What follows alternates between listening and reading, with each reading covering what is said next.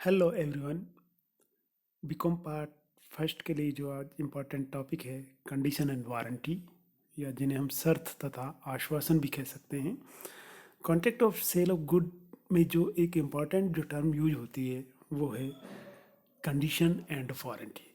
जब आप किसी सेलर या शॉपकीपर के यहाँ जाते हैं तो शॉपकीपर आपकी ने केवल शर्त को देखते हुए अपना माल बेचता है, बल्कि आपके वो नाम, एड्रेस, वो उनका पूछना बहुत ज़रूरी नहीं मानता। उसी तरीके से आप सेलर से जब कोई माल ले रहे हैं तो यह मान के चलते हैं कि सेलर का जो ओनर है या टाइटल एज टू टाइटल, या उसकी जो माल बेच रहा है उस पर स्वामित्व तो है नहीं, उसकी खुद की है। आप यह नहीं पूछते कि वो माल तुम्हारा ही है या नहीं है। तो ये सारी की सारी जो स्टिपुलेशन या कंडीशंस होती हैं जो सेल ऑफ गुड में, वो कंडीशन और वारंटी के रूप में होती है। यानी कंडीशन और वारंटी एक तरीके से स्टिपुलेशंस होते हैं जो सेल ऑफ कॉन्ट्रैक्ट के लिए बहुत ज़रूरी होते हैं। तो जिस तरीके से आप कोई इलेक्ट्रॉनिक सामान ले रहे हैं दुकान से या इलेक्ट्रॉनिक शॉपकीपर से, तो आप उसकी वारंटी के रिगार्डिंग पूछते हैं कि भाई इसमें क्या वारंटी है, क्या इसकी गारंटी है। तो वो एक कंडीशंस का ही पार्ट होते हैं। यानी कि उस स्थिति में यदि आप 5 साल की वारंटी पे आपको वस्तु दी जाती है, तो उस स्थिति में यदि 5 साल से पहले कोई वस्तु खराब हो जाती है तो उस पर आपको डैमेज या उसकी रिपेयर की एक तरीके से आपको अथॉरिटी होती है, और आप उसके लिए उस वस्तु को एक यदि समय गारंटी अवधि से पहले ही ख़राब हो रही है तो उसको रिपेयर करा सकते हैं या कोई उसको डैमेज फॉर क्लेम मांग सकते हैं। तो हम आज चर्चा कर रहे हैं जो वो है important condition and warranty. What is condition? According to section 12(1), a condition is stipulation, यानी कि वह एक तरीके से शर्तें, वह स्टिपुलेशंस या बंधन होते हैं जो which is essential to the main purpose of the contract, the breach of which give rise to right to treat the contract as repudiated। यानी कि शर्त एक तरीके से स्टिपुलेशंस यानी कि बंधन जिन्हें हम बोलते हैं, वो होते हैं जो एक विक्रय अनुबंध के लिए बहुत ज़रूरी होते हैं, और जिसके बीच होने पर पक्षकारों को अनुबंध का परित्याग करने का अधिकार प्राप्त होता है। जैसे हम पढ़ते हैं कि भाई यानी कि जो कोई सेलर्स है वो उसी माल को बेच रहा है जिसके पास उसकी ऑनरशिप है या एज टू टाइटल या उसका अधिकार है। तो यदि कोई सेलर ऐसे माल को बेच रहा है जो उसके ओनरशिप में नहीं है, और उस स्थिति में यदि बायर्स उस माल को खरीद लेता है, फॉर एग्जांपल यदि सेलर अपनी कार बी को बायर्स को बेचता है, बाद में बायर्स को पता लगता है कि जो ओहो ये सेलर ने जो कार बेची है ये उसकी कार नहीं है, और जो वास्तविक स्वामी है उस कार का आकर बायर्स से उस कार को ले जाता है, तो उस स्थिति में बायर्स को कॉन्ट्रैक्ट को रिपुडिएटेड या परित्याग करने का अधिकार प्राप्त होता है। वो कॉन्ट्रैक्ट को त्याग कर सकता है और सेलर से उस राशि का जो उसने पेमेंट की है कार खरीदने में, और अन्य कोई डैमेज है उसकी क्षतिपूर्ति के लिए क्लेम कर सकता है। तो एक तरीके से शर्तें बहुत ही इंपॉर्टेंट पार्ट होती हैं जो एक तरीके से कॉन्ट्रैक्ट ऑफ सेल और गुड में एक इम्पॉर्टेंट रोल अदा करती हैं। यदि ब्रीच किया जाता है इन कंडीशंस का, तो उस स्थिति में बायर्स को एक तरीके से दो अधिकार प्राप्त होते हैं। या तो वो परित्याग कर सकता है कॉन्ट्रैक्ट का, रिपुडिएटेड कर सकता है, और इसके अलावा क्लेम फॉर डैमेज की डिमांड कर सकता है। तो essential elements of the condition, यानी कि क्या जो मुख्य जो एसेंशियल एलिमेंट्स होते हैं कंडीशंस के, वो कौन कौन से होते हैं? Essential for the main purpose of the contract, यानी कि जो अनुबंध के जो विक्रय के अनुबंध हैं या वस्तु विक्रय के अनुबंध है उसके लिए बहुत इम्पॉर्टेंट होते हैं, मेन पार्ट होते हैं। Breach of the condition destroy the every purpose of the contract, यानी उनका यदि इस स्थिति में कंडीशंस को तोड़ा गया है या ब्रीच ऑफ कॉन्ट्रैक्ट किया गया है तो वो संपूर्ण जो कॉन्ट्रैक्ट है सेल ऑफ गुड का उसको परित्याग या उसको खत्म कर देते हैं। Breach of the conditions give the buyer the right to claim damage and right to resign the contract. और यदि ब्रीच किया जाता है, कंडीशंस का ब्रीच किया जाता है कॉन्ट्रैक्ट में, तो उस स्थिति में बायर्स को हानि मांगने का या उसे जो डैमेज या जो उसे लॉस हुआ है वो मांगने का तथा कॉन्ट्रैक्ट को वापस परित्याग करने का उसको अधिकार होता है। What is the guarantee? Another important stipulation or condition which is called warranty. As per norms, the condition is equivalent to stipulation. Legally say the warranty is a stipulation which is collateral, which is additional to the main purpose of the contract, the breach of which gives rise to a claim for damage but not right to reject the goods and treat the contract as repudiated। यानी कि warranty एक तरीके से वह बंधन है जो एक विक्रय अनुबंध के मुख्य पर्पज या उद्देश्य के लिए सहायक या सब्सिडरी होती हैं। यदि ब्रीच ऑफ कॉन्ट्रैक्ट में वारंटी का वायलेशन होता है तो उस स्थिति में केवल बायर्स को डैमेज या क्षतिपूर्ति मांगने का अधिकार प्राप्त होता है, उसे अनुबंध को रिजेक्ट या रिपुडिएटेड करने का कोई अधिकार प्राप्त नहीं होता है। तो essential, let us discuss about the essential elements of the warranty. Number 1, it is the collateral to the main purpose of the contract, यानी कि जो मेन पर्पज है कंडेंस, जो मेन पर्पज जो यानी कि कंडीशंस हैं उसके लिए असिस्टेंट या उसके लिए कोलेटरल या सहायक के रूप में कार्य करती हैं।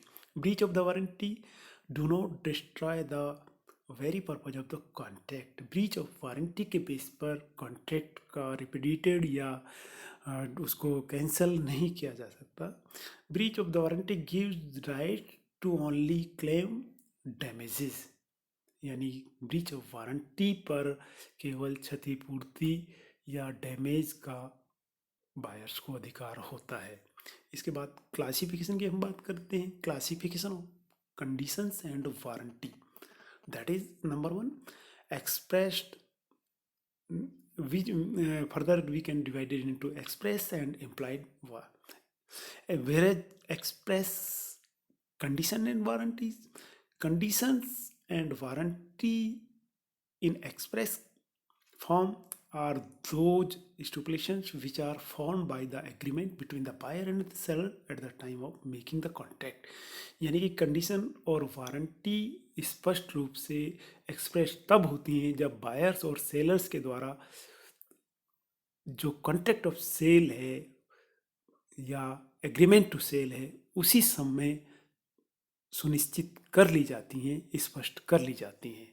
इसके बाद नेक्स्ट जो इम्पोर्टेंट है इम्प्लाइड कंडीशंस, द कंडीशंस और another terms is implied conditions which is not determined by the party but it is impose by any law, यानी कि लॉ जिन्हें निर्धारित करता है वो एक तरीके से इम्प्लाइड कंडीशंस मानी जाती है। नंबर 1, तो इम्प्लाइड कंडीशंस कौन कौन सी होती है? Number 1 implied condition, that is one condition as to title, यानी कि जो person, the person who have right to sell the goods can only transfer the ownership to the another person and this is known as condition as to title। यानी कि title, condition of title as to title, यानी ये कोई seller है तो उस स्थिति में यह मान लिया जाता है कि वो सेलर एक तरीके से उस वस्तु का स्वामित्व या उस वस्तु का उसके पास बेचने का अधिकार है। और इनकेस यदि बायर्स किसी ऐसी वस्तु को खरीदता है सेलर से जो सेलर के पोजीशन में नहीं है ना ही उसके ओनरशिप में है तो उस स्थिति में ब्रीच ऑफ टाइटल माना जाता है या breach of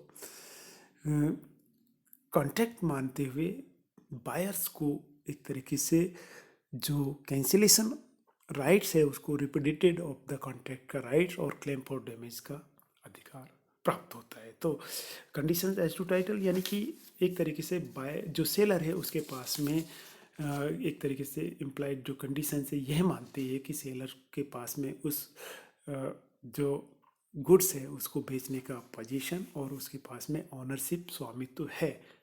number second one, sale description यानी कि जो वर्णन के आधार पर यदि सेल का कोई एग्रीमेंट या सेल हुई है तो उस स्थिति में यदि वर्णन से भिन्न होने पर यानी तो उस स्थिति में बायर्स को रिप्रेडेट ऑफ द कॉन्ट्रैक्ट और क्लेम फॉर डैमेज प्राप्त करने का अधिकार होता है। फॉर एग्जांपल, एक बायर सेलर से 1000 बैग्स बनाने का जो एक ऑर्डर डिसाइड करता है तो बायर्स अपनी रिक्वायरमेंट्स बताता है कि भाई इसमें जेप इतनी होंगी, इसमें स्टिचिंग इस तरीके से करनी है, आपको पॉकेट्स इतने होते हैं।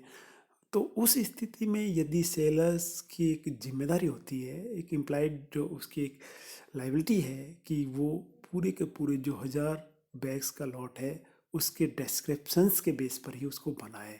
यदि उसमें कोई भिन्नता है तो उस स्थिति में जो बायर्स है वो ब्रीच ऑफ कॉन्ट्रैक्ट मानते हुए कॉन्ट्रैक्ट का रिपुडिएट कर सकता है और क्लेम फॉर डैमेज मांग सकता है। तो वर्णन के आधार पर यदि कोई मिलकर कोई बायर और सेलर कुछ गुड्स के डिस्क्रिप्शंस के बारे में चर्चा करते हैं तो उस स्थिति में यह माना जाता है कि इम्प्लाइड जो कंडीशंस होगी यह मानी जाएगी कि जो सेल ऑफ डिस्क्रिप्शंस है वो उस स्थिति में वस्तु में वो समस्त क्वालिटी और पोजीशन होनी चाहिए।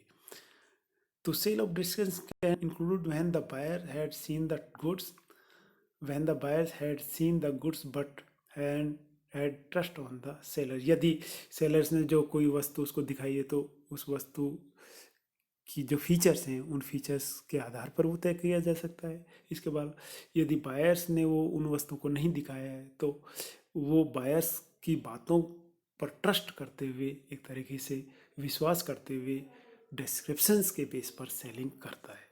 इसके बाद कंडीशन एज टू क्वालिटी और फिटनेस यानी कि क्वालिटी के रिगार्डिंग भी एक जो इम्प्लाइड कंडीशंस होती है वो एक तरीके से यदि उस क्वालिटी के अकॉर्डिंगली नहीं होती है सेल ऑफ कॉन्ट्रैक्ट में तो उस स्थिति में ब्रीच ऑफ कॉन्ट्रैक्ट माना जाता है। फॉर एग्जांपल, एक बायर्स है और एक सेलर्स है। जो सेलर्स है एक बायर्स को नेस्ले ट्रेडमार्क के कोई जो पास्चराइज्ड मिल्क है उसके कंटेनर सप्लाई करता है 10, लेकिन बाद में पता लगता है कि वो एक्चुअली ट्रेडमार्क जो एक तरीके से उन्होंने दिया है नेस्ले का वो नेस्ले का नहीं होकर वो एक तरीके से लोकल ब्रांड है। तो उस स्थिति में जो breach of condition as to quality और फिटनेस उसका ब्रीच होता है तो उस स्थिति में जो बायर से वो कॉन्ट्रैक्ट को रिपुडिएट कर सकता है और क्लेम फॉर डैमेजेस मांग सकता है।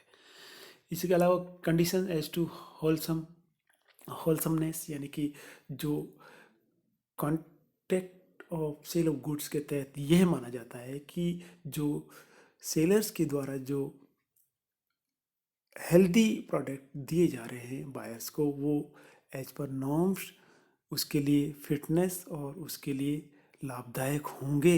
यदि उस स्थिति में यदि कोई इंजरी होती है बायर्स को उनके प्रोडक्ट को यूज़ करने के पश्चात तो उस स्थिति में ब्रीच ऑफ कॉन्ट्रैक्ट माना जाता है और ब्रीच ऑफ कंडीशंस माना जाता है। तो उस स्थिति में बायर्स कॉन्ट्रैक्ट को रिपुडिएट और उसका डैमेज प्राप्त करने का अधिकारी होता है। इसके बाद सेल बाई सैंपल्स, तो इम्प्लाइड जो कंडीशंस है वो इम्पोर्टेंट है। सेल बाई सैंपल्स यदि नमूने के आधार पर कोई विक्रय कार्य किया जा रहा है यानी बहुत एक लॉट भारी लॉट को बेचा जा रहा है एक सैंपल को दिखाकर, तो जो सैंपल में जो क्वालिटी है वो सारे के सारे लॉट में समतुल्य या इक्वल क्वालिटी उस पूरे लॉट में होनी चाहिए। यदि नहीं है तो उस स्थिति में ब्रीच ऑफ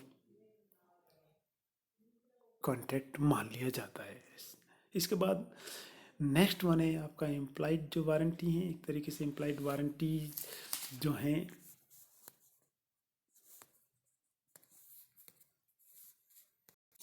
इम्प्लाइड वारंटी में जो सबसे इम्पोर्टेंट है वो है implied warranty of quite position, यानी कि माल का एक तरीके से जो क्रय कर लिया जाता है क्रेता के द्वारा, तो उस स्थिति में यह माना जाता है कि क्रेता उस माल का शांतिपूर्वक ढंग से उसको यूज में कर सकता है।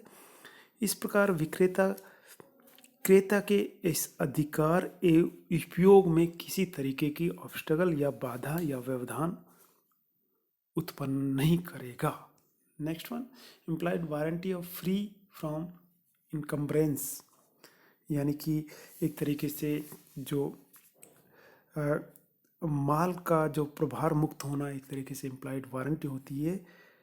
तो उस स्थिति में यदि विक्रय अनुबंध में एक गर्भित आश्वासन होता है कि माल किसी तृतीय थर्ड पार्टी के ऐसे प्रभार से मुक्त रहेगा जिसे सेलर ने बेचा है, और जो अनुबंध करते समय या उसके पूर्व न तो घोषित किया गया था और न ही क्रेता को उसकी जानकारी ही थी। यदि विक्रेता द्वारा किसी ऐसे माल का विक्रय किया जाता है जिसके प्रभार पर लोन लिया गया है या जिसे मॉर्गेज किया गया है, और क्रेता बाद में उस ऋण को चुकाने के लिए बाध्य होता है, तो उस तो वह उस ऋण राशि विक्रेता से प्राप्त करने का अधिकारी रहता है। यदि कोई मॉर्गेज किया हुआ माल विक्रेता के द्वारा बेचा जाता है और उस स्थिति में जो जिसके यहाँ मॉर्गेज किया हुआ माल है कोई ड्यूज यदि उस क्रेता से मांगता है, तो उस स्थिति में क्रेता की कोई लायबिलिटी नहीं होगी, और इम्प्लाइड वारंटी के रूप में यह माना जाएगा कि वो जो प्रभार राशि है वो राशि एक तरीके से सेलर से ही प्राप्त करना चाहिए।